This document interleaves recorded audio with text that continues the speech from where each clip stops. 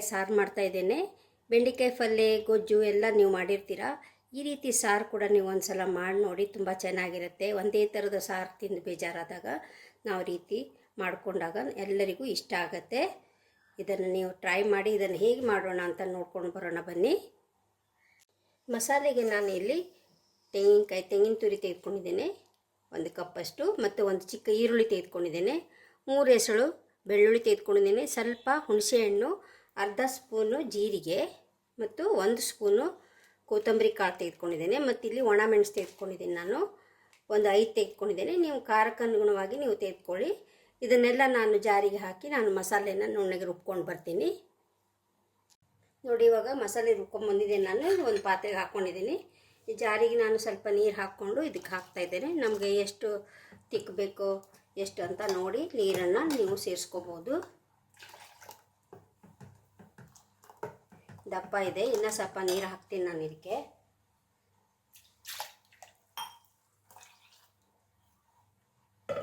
ರುಬ್ಬುವಾಗ ನಾನು ಇದಕ್ಕೆ ಅರಿಶಿನ ಪೌಡ್ರ್ ಹಾಕಿರಲಿಲ್ಲ. ಇವಾಗ ಒಂದು ಅರ್ಧ ಸ್ಪೂನಷ್ಟು ಅರಿಶಿನ ಪೌಡ್ರನ್ನು ನಾನು ಹಾಕ್ತಾಯಿದ್ದೀನಿ.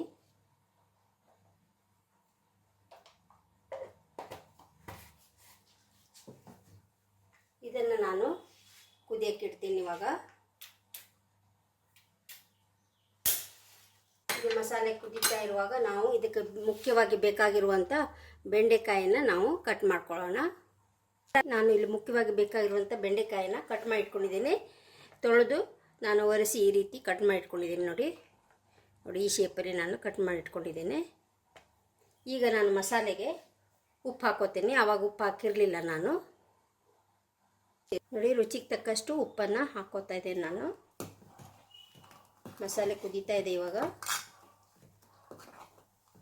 ಇದಕ್ಕೆ ನಾನು ಕಟ್ ಮಾಡಿ ಇಟ್ಕೊಂಡಿರುವಂಥ ಬೆಂಡೆಕಾಯಿನ ಹಾಕ್ತಾಯಿದ್ದೀನಿ.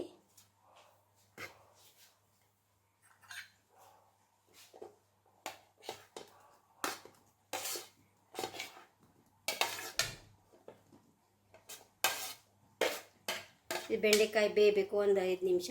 ಬೇಗ ಬೆಂದೋಗತ್ತಿದ್ದು ಬೆಂಡೆಕಾಯಿ. ಒಂದು 5 ನಿಮಿಷ ನಾವು ಇದನ್ನು ಬೇಯಿಸೋಣ. ನೋಡಿ, ಇವಾಗ ಆಗಿದೆ ಇದು ಸಾರು. ಒಲೆನ ಆಫ್ ಮಾಡ್ಕೋತಾ ಇದ್ದೀನಿ ನಾನು. ತುಂಬ ಚೆನ್ನಾಗಿ ಬಂದಿದೆ. ಸರ್ವ್ ಮಾಡಿ ನಿಮಗೆ ತೋರಿಸ್ತೀನಿ. ನೋಡಿ, ಬೆಂಡೆಕಾಯಿ ಸಾರು ರೆಡಿಯಾಗಿದೆ. ತುಂಬ ಚೆನ್ನಾಗಿ ಬಂದಿದೆ. ಒಂದೇ ಥರ ಸಾರು ತಿಂದು ಬೇಜಾರಾದಾಗ ನಾವು ಈ ರೀತಿ ಮಾಡ್ಕೋಬೋದು. ಬೆಂಡೆಕಾಯಲ್ಲಿ ತುಂಬ ಪ್ರೋಟೀನ್ಸ್ ಇದೆ, ವಿಟಮಿನ್ಸ್ ಇದೆ. ಹೆಲ್ತಿಗೂ ಕೂಡ ಇದು ತುಂಬ ಒಳ್ಳೆಯದು. ನಾವು ಪಲ್ಯ ಗೊಜ್ಜು ಎಲ್ಲ ಮಾಡ್ತಾ ಇರ್ತೇವೆ. ಈ ರೀತಿ ನಾವು ಸಾರು ಮಾಡ್ಕೊಂಡಾಗ ಕೂಡ ಇದು ಡಿಫ್ರೆಂಟ್ ಆಗಿರುತ್ತೆ. ನೀವು ಕೂಡ ಮನೇಲಿ ಟ್ರೈ ಮಾಡಿ ನೋಡಿ. ಮತ್ತು ನಾನ್ ವೆಜ್ ತಿನ್ನೋರು ಪ್ರಾನ್ಸ್ ಹಾಕಿ ಇದರಲ್ಲಿ ಮಾಡ್ಕೋಬೋದು. ವೆಜ್ ತಿನ್ನೋರು ನಾನು ಹೇಳಿದ ರೀತಿಯಲ್ಲೇ ನೀವು ಮಾಡ್ಕೊಳ್ಳಿ, ತುಂಬ ಚೆನ್ನಾಗಿರುತ್ತೆ. ಟ್ರೈ ಮಾಡಿ ನೋಡಿ, ಹೇಗೆ ಬಂತು ಅಂತ ನಂಗೆ ತಿಳಿಸಿ. ನಿಮ್ಮ ಫ್ರೆಂಡ್ಸ್, ರಿಲೇಷನ್ ಎಲ್ಲರಿಗೂ ಇದನ್ನು ಶೇರ್ ಮಾಡಿ, ಸಬ್ಸ್ಕ್ರೈಬ್ ಆಗಿ, ಲೈಕ್ ಮಾಡಿ. Thank you.